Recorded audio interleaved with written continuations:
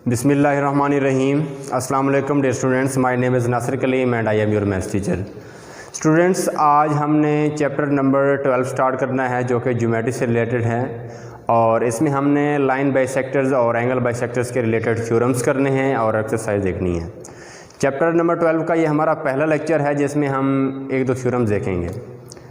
अब ये जो सारा हम काम करेंगे ये डिमॉन्स्ट्रेटिव ज्योमेट्री से रिलेटेड है, जिसमें हम लॉजिकल रीजनिंग के ज़रिए से थ्योरम्स को प्रूव करवाते हैं। मीन हमें कोई स्टेटमेंट गिवन होती है, उसके पीछे कोई ना कोई प्रूव होता है जिसे हमने पहले से प्रूव करवा लिया होता है, फिर हम एक स्टेटमेंट दे देते हैं भाई ये चीज़ वाकई ऐसा है, ठीक है। अब उसका वहाँ पर हम प्रूफ नहीं देते, लेकिन हमें पता होता है कि ये अंडरस्टूड बात है, पीछे उसका कोई ना कोई प्रूफ लाजमी होगा। तो आइए चलते हैं, हम एक प्रूफ करते हैं, थ्योरम है हमारे पास, उसको देखते हैं और उसके पीछे जो रीजंस हैं वो भी देखते हैं और हम क्या स्टेटमेंट देंगे वो भी देखते हैं।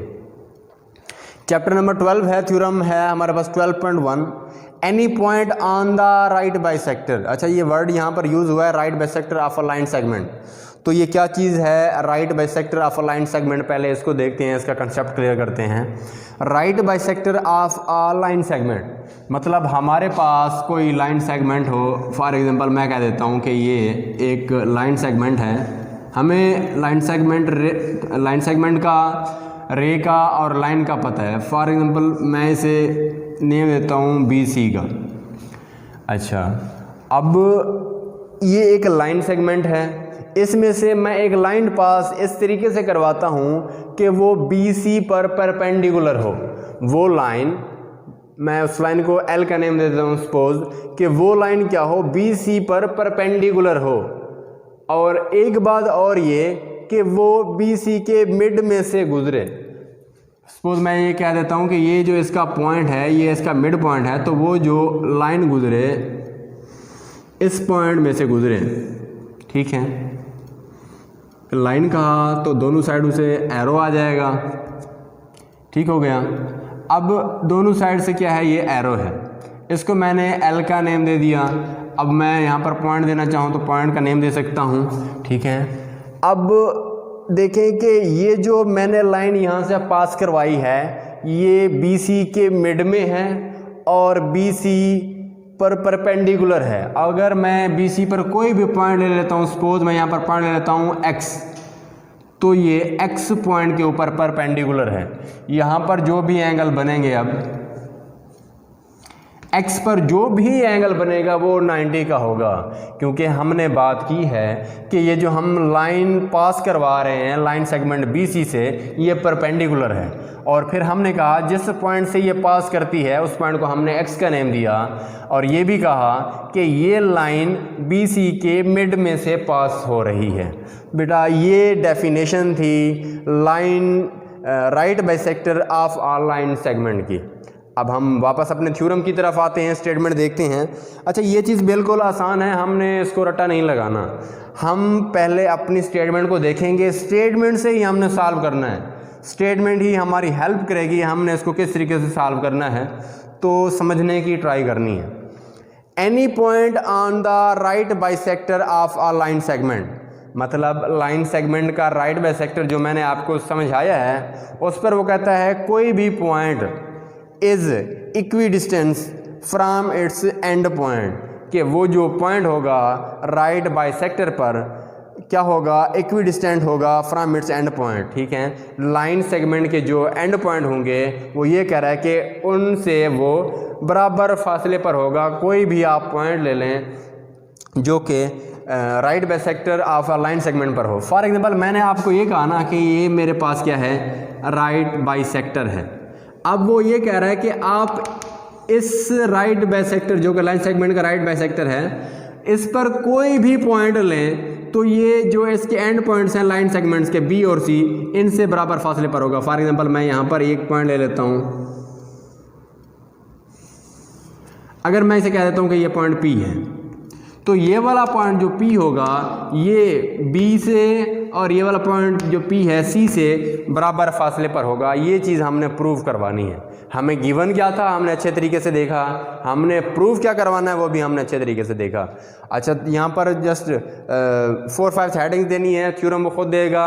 उसके बाद हमने जब थ्योरम को पढ़ लेना है, उसके बाद हमने देखना है कि थ्योरम में उसने हमें क्या चीज़ दी है, उसके बाद वो हमसे क्या चाह रहा है, हमने प्रूफ क्या करवाना है। फिर आया गया जो चीज़ हम प्रूफ करवा रहे हैं उसमें हम क्या चीज़ हमारी हेल्प करेगी, हम किस चीज़ की कंस्ट्रक्शन करवाएं। उसके बाद कंस्ट्रक्शन का स्टेप होगा और लास्ट में हम प्रूफ देंगे, कोई स्टेटमेंट देंगे और उसके कोरस्पॉन्डिंग हम कोई रीज़न देंगे। इस तरीके से हमने काम करना है। चलिए गिवन में देखते हैं गिवन क्या है। A line LM intersects the line segment AB at the point C। ठीक है, अब देखें कि उसने हमें स्टेटमेंट में कहीं पर ये पॉइंट नहीं दिया LMC, हमने ये जो लाइन ली है LM, उसने जस्ट इतनी बोला कि एक लाइन। अब हमने उसे खुद नेम दे दिया है LM का। ये देखें, ये एक लाइन पास करवा रही है, ये L है और ये M है। अब हमने इस लाइन को LM का नेम दे दिया। अब देखें LM के ऊपर मैंने लाइन का साइन नहीं दिया, इस वजह से कि इस लाइन मैंने इसके साथ लिखी है। ठीक है, अगर लाइन से इधर लिखी है तभी मैंने ऊपर लाइन का साइन जो है नहीं डाला।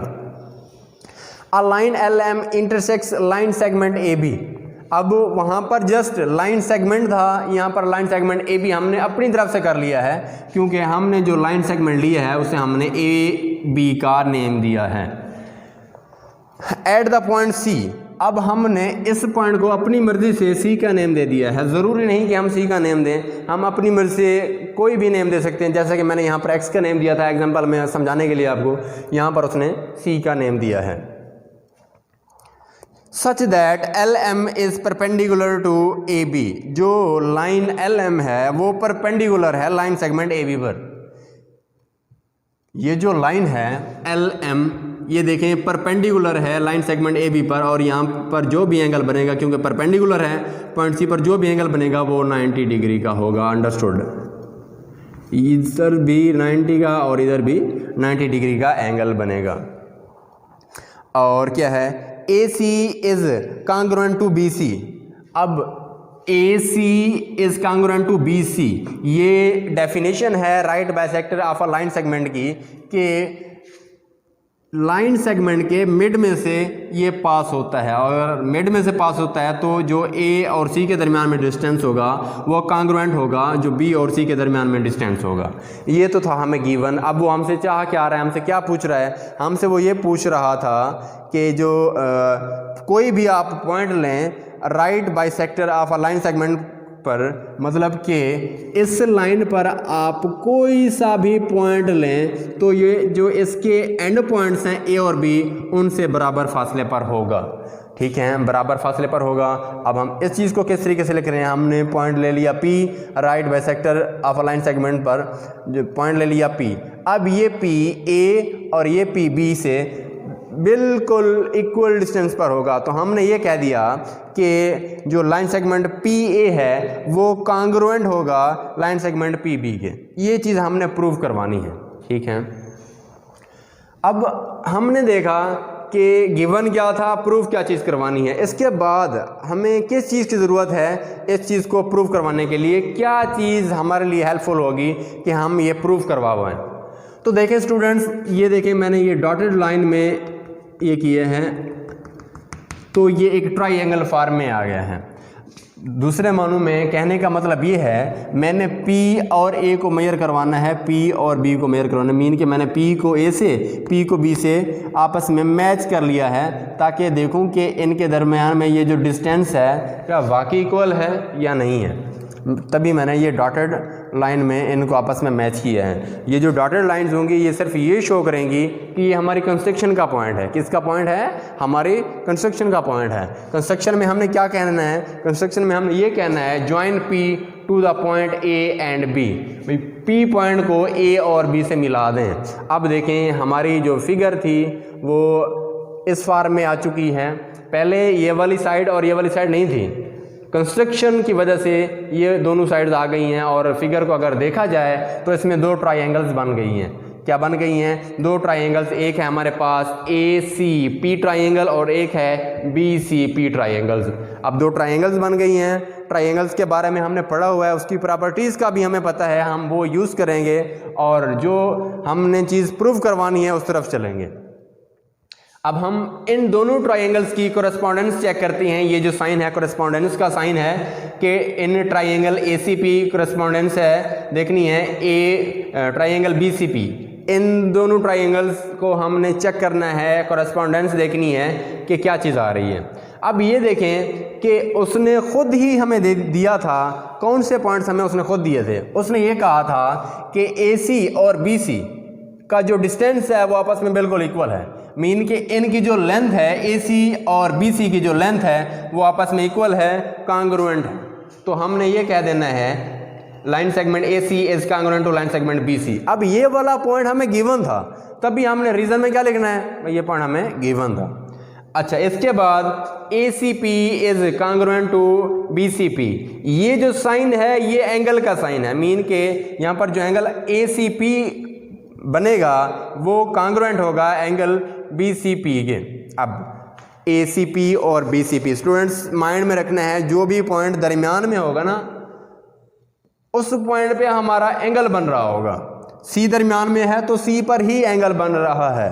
वो ये कह रहा है कि ACP मतलब ये वाला एंगल जो बन रहा है ये कांग्रुएंट है BCP पर। ये वाली चीज़ आपको मैंने पहले भी बताई थी कि यहाँ पर जो एंगल बनेगा वो एक तो 90 का होगा और अगर इस साइड पे जो एंगल बनेगा वही एंगल इस साइड पे ही बनेगा, तो ये आपस में कांग्रुएंट हो जाएंगे। फिर से देखें, angle ACP is congruent to angle BCP, और हमने कहना क्या है, गिवन हमें क्या चीज़ गिवन थी, PC is perpendicular to AB so that each angle at C is equal to 90 degree.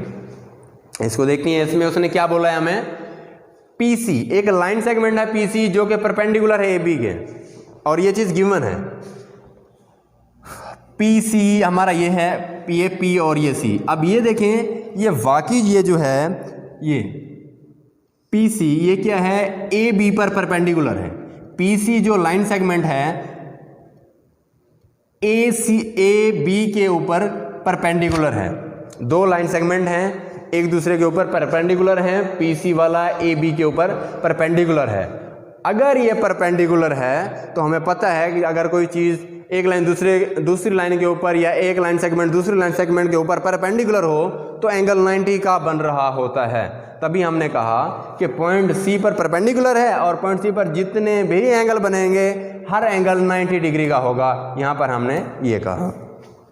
अच्छा जी, एक प्रॉपर्टी हमने ये यूज़ की थी लाइन सेगमेंट की और दूसरी इस लाइन सेगमेंट की यूज़ की, इस एंगल की यूज़ की है। अब हमने क्या करना है, अगर देखा जाए ये जो PC है ये एक लाइन सेगमेंट भी तो है। अब ये PC कॉमन है, ये इस ट्राइंगल का भी है, ACP का भी है, और ये जो PC है ये BCP जो ट्राइंगल है उसका भी है। मतलब ये वाला लाइन सेगमेंट दोनों का है, और अगर ये दोनों का है तो दोनों में कॉमन है, कॉमन है दोनों में है। तो हमने कहा PC is congruent to PC, line segment PC is congruent to line segment PC। ये क्या हमने कह दिया, कॉमन भी दोनों ट्राइंगल्स में शामिल है। अब अगर देखा जाए हमने क्या किया, हमने यहाँ पर एक लाइन सेगमेंट ये लिया, मतलब एक ट्राइंगल की एक साइड ली, एक एंगल लिया, फिर एक साइड ली, एंगल लिया, फिर से साइड ली, दो साइड और एक एंगल, मतलब साइड एंगल साइड। तो हमारे पास पास्चुलेट आ गया SAS, साइड एंगल साइड पास्चुलेट, जो कि ये बता रहा है कि ये जो दो ट्राइंगल्स जिनकी हम कोरेस्पॉन्डेंस चेक कर रहे थे ये आपस में कांग्रुएंट ट्राइंगल्स हैं। और अगर कांग्रुएंट ट्राइंगल्स हैं तो ये अंडरस्टूड बात है कि जो P का डिस्टेंस होगा A से या P का डिस्टेंस होगा B से, ये भी आपस में कांग्रुएंट होगा, ये डिस्टेंस आपस में इक्वल होगा। तो हमने क्या देना है, देयरफॉर इन ट्राइंगल ACP ये जो है ट्राइंगल कांग्रुएंट है BCP के। अच्छा जी, और hence PA is congruent to BP। जो चीज़ हमने प्रूव करवानी थी वो हमने प्रूव करवा दी है। और रीजन में क्या लिखेंगे, corresponding sides of congruent triangles, ये भी आपस में क्या होंगी, कांग्रुएंट होंगी। तो स्टूडेंट्स आज का ये जो लेक्चर था मोस्ट इंटरेस्टेड था, बहुत ज़्यादा इम्पॉर्टेंट है। इस चैप्टर में से एग्ज़ाम्स में एक थ्योरम आता होता है और हमें पता है कि एक थ्योरम 8 मार्क्स का है, तो ये मोस्ट इंपॉर्टेंट है। पॉसिबल है कि ये वाला ही आ जाए पेपर्स में, तो आपने इसको अच्छे तरीके से तैयार करना है, रटा नहीं लगाना। किसी भी पॉइंट पर प्रॉब्लम है तो आपने मुझसे कांटेक्ट करना है। मेरा